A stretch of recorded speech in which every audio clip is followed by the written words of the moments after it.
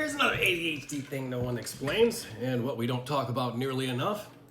Our brains aren't born to cheat. Let me explain. Some ADHDers don't chase sex, they chase new. And bud, understanding that pattern can save relationships. Pay attention, because this is the part that nobody talks about honestly.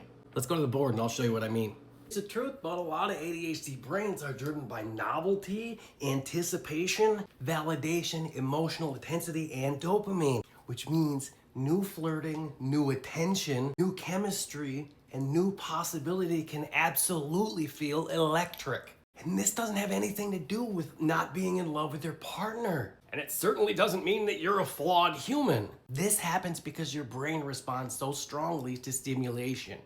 And you can absolutely destroy people that you care a lot about if you don't pay attention and understand this pattern.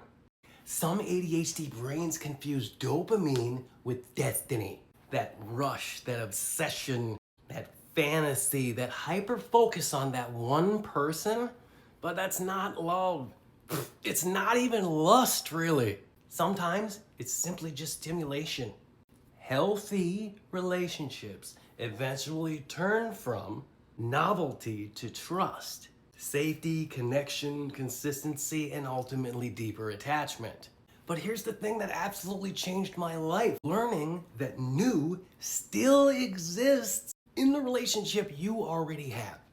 New experiences, new conversations, new intimacy, new vulnerability, and new adventures. That's the gift that you give yourself. So here's the system that I use to remind myself.